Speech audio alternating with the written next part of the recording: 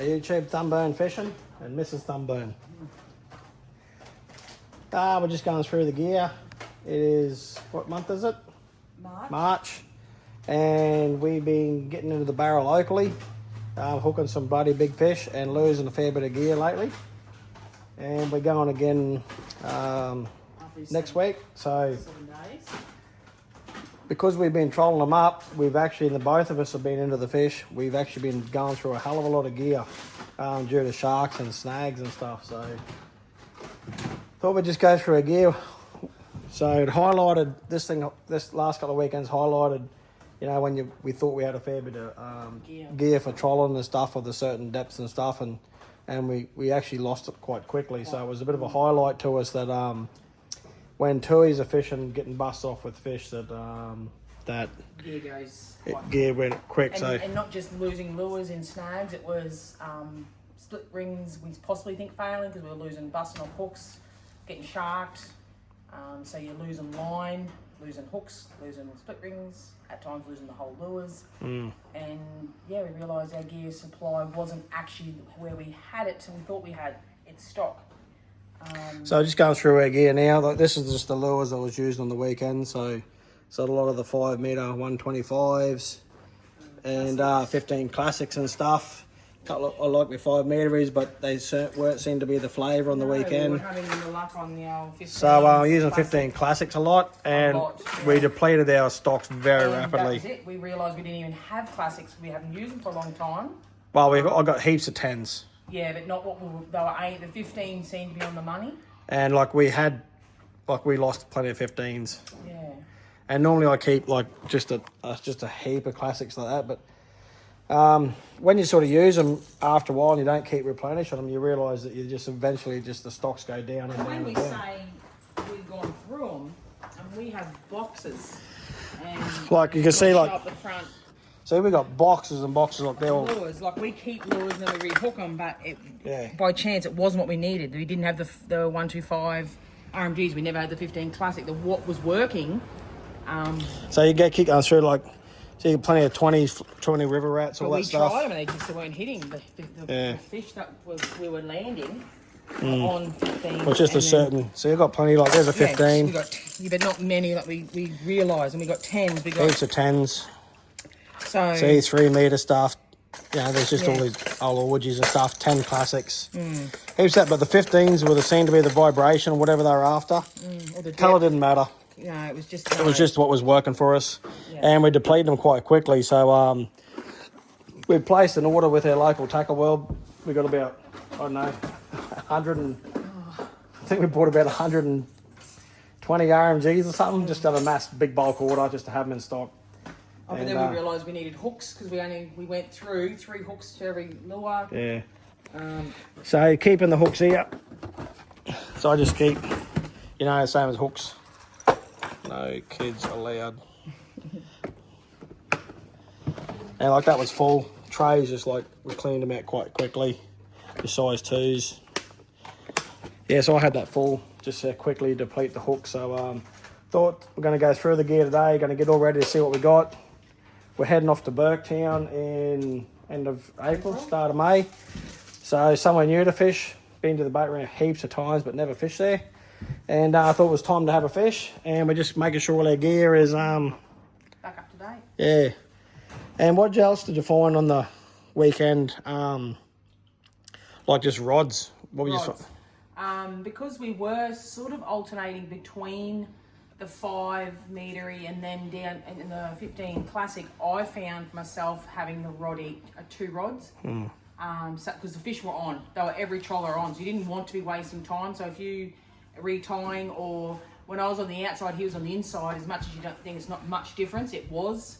I found for me the 15 I could bounce it over. Classics I could bounce over the snag, hitting the snag, bounce over. As soon as I put the 5 on being on the inside, for me it was hard, made it harder work. Really had to work it. So I think having the 2 rods I found for myself, so I'm definitely setting up 2 rods. Yeah, because like you find when the fish are on, and you know, then you sort of you have a bust one off, and then you retie and then rehook and whatever, and realistically, like 20 minutes is gone. When I say 2 rods, we actually have I have 4 rods. I'd have one with clack clack. We also have one for rubbers. Rubbers all set up and in here, aren't they, Rachel?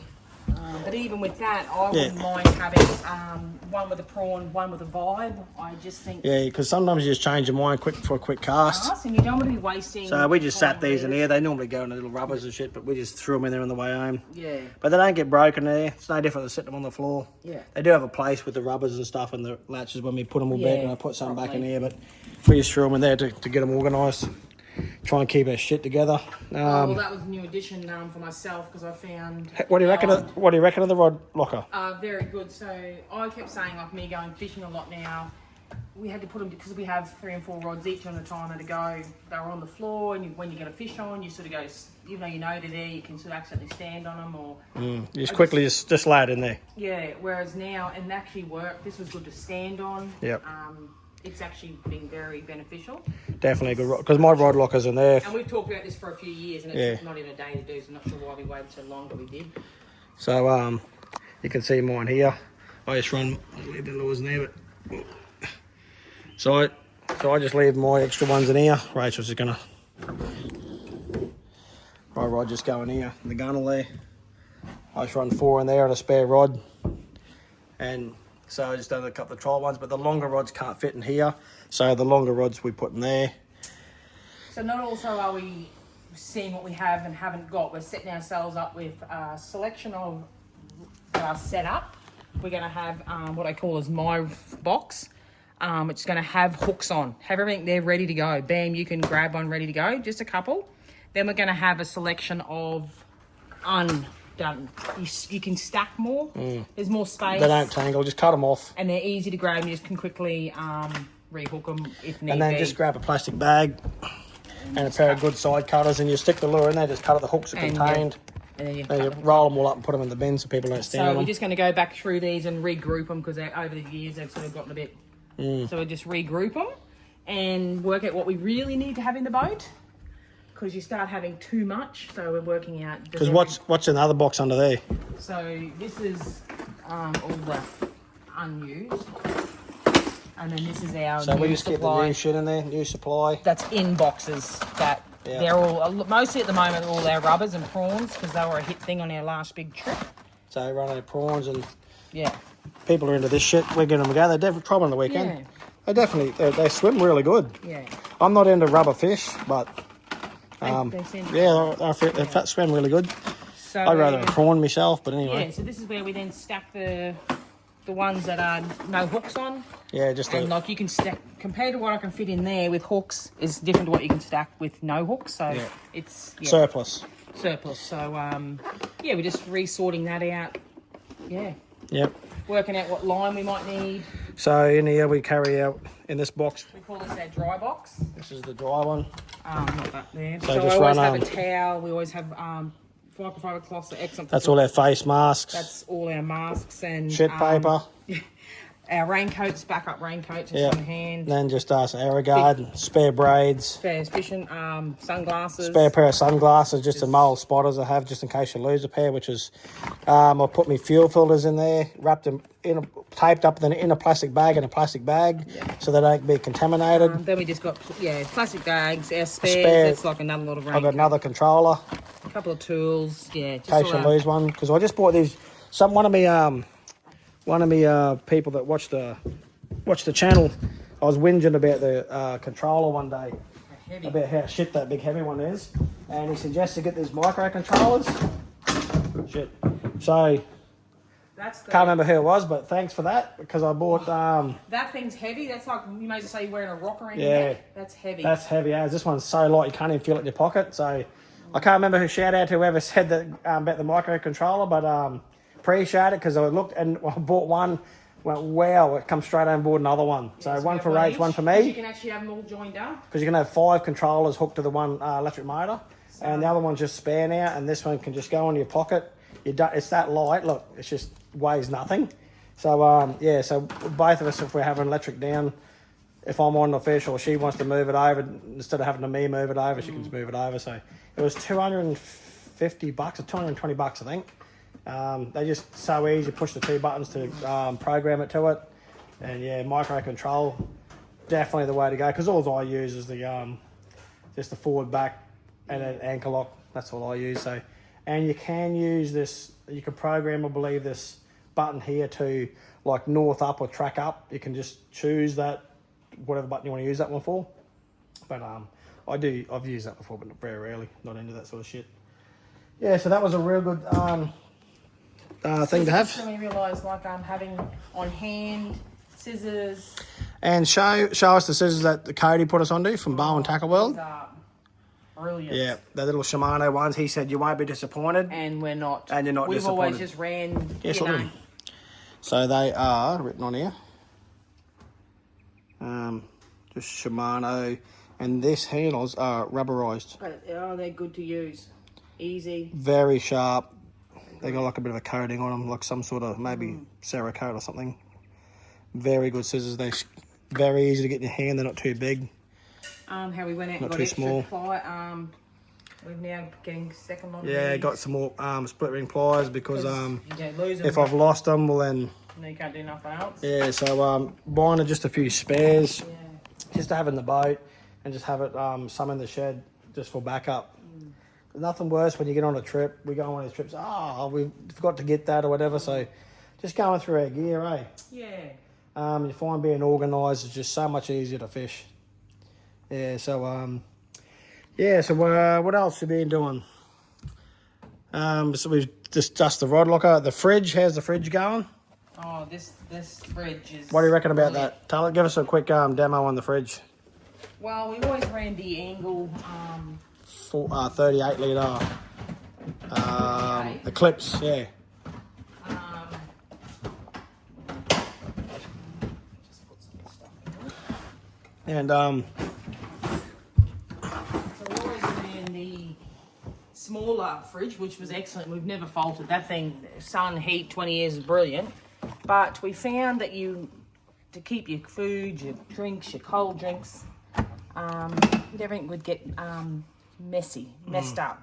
Pick this up to move that. That's annoying. So this one splits.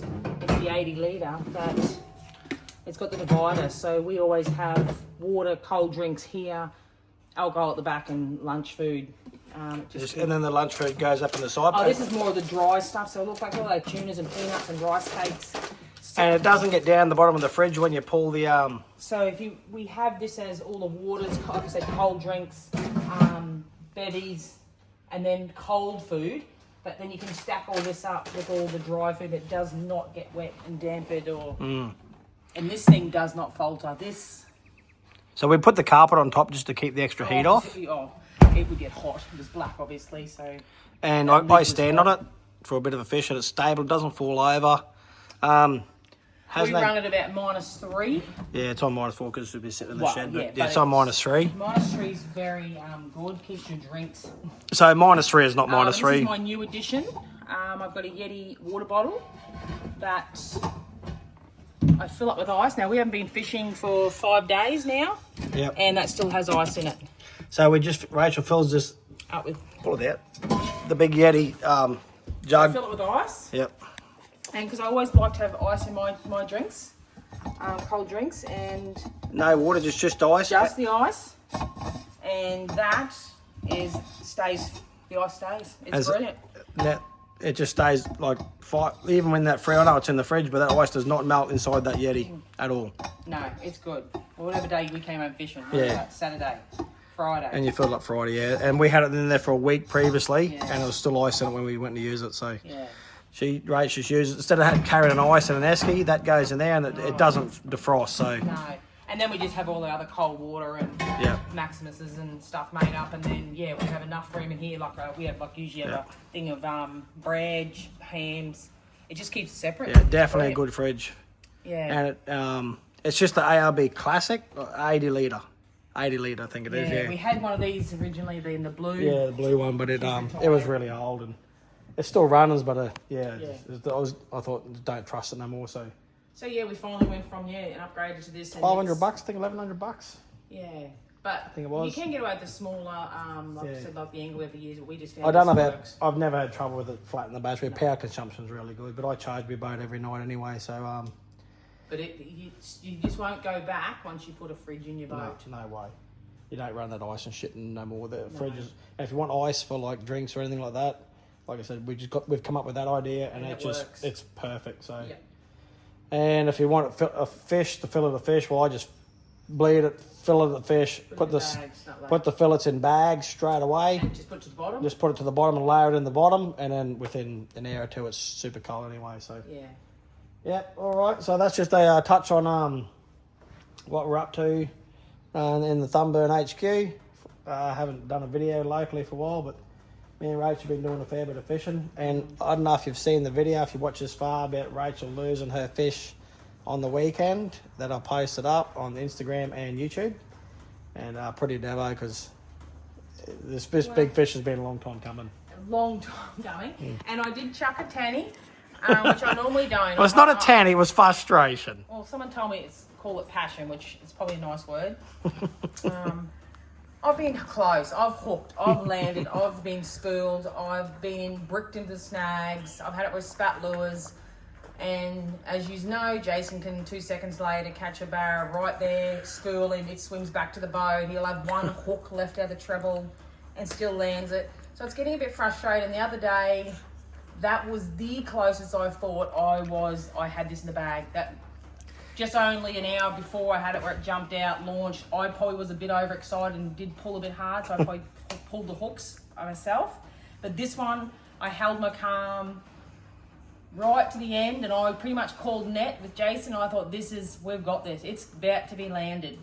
And gave itself one last good old flick and spat. And I spat that. And I don't know if you watch our channel, but then we have a net saga going on the boat where Rachel says to me about I can't net properly, and I know the video seems to actually prove that a little bit. And she said, "Don't you fuck this up," but I didn't fuck it up. Well, pleased I didn't.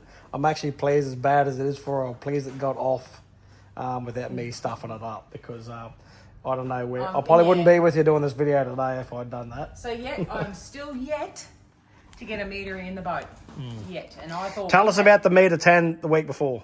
Oh yes, so the week before fishing, the tides were great, went down to the crossy, and again I thought I had this in the bag, but this fella, he had different at that time I didn't know it was a meter 10. I knew it was big. Yeah, but we saw its head jumping. It launched out, but it pulled me into the snags, and I said, Jason, I can't get him out. We tried going loose in the tactics where he might come out around, but he actually had gone down right in. So he'd end up busting the line. No, the hooks come off. Yeah, sorry, that's right. The hooks come off now, and the one prior had busted the line. Two hooks, both hooks pulled out of me classic. Split rings failed. And I believe it's the split rings that did fail. The split rings did fail. Anyway, had to let it go, and I actually held my calm. Thought it's another story to tell.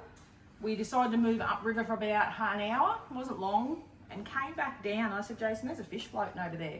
Where I had been snagged, the barra had snagged me.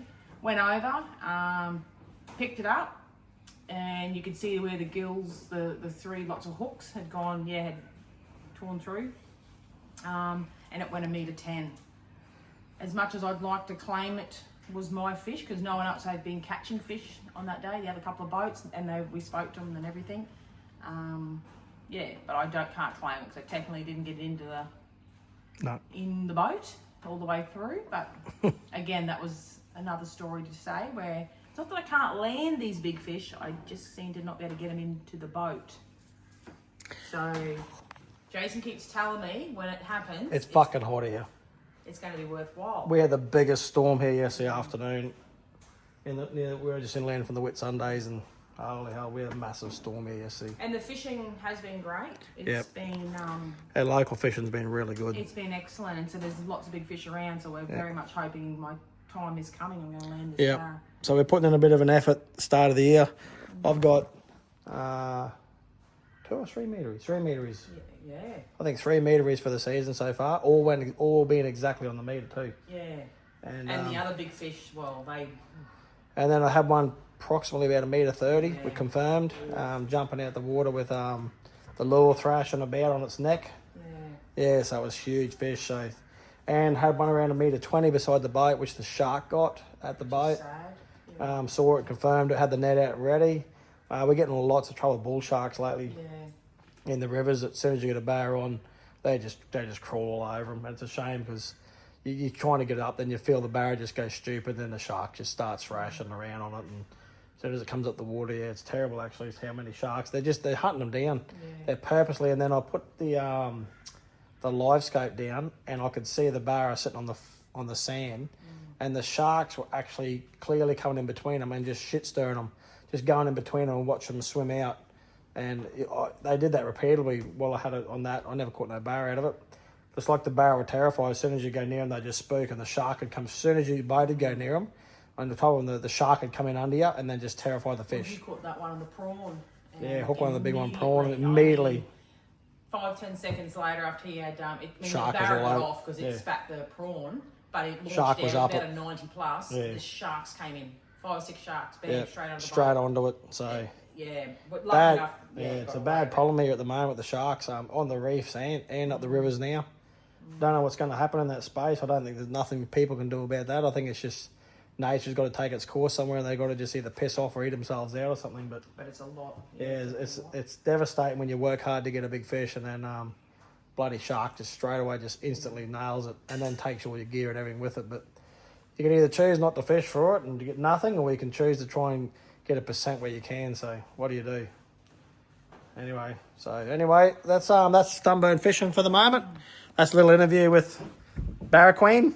And we're getting ready for next weekend and Burketown. So then we've got another trip at the end of the year in November. So another trip back to the territory. So looking forward to that as well. And a trip to Vietnam too. We've booked that as well. We've got a bit going on. So we've got a bit going on as usual. We don't like sitting around too much if we can help it. All right then, over and out. Thanks for watching.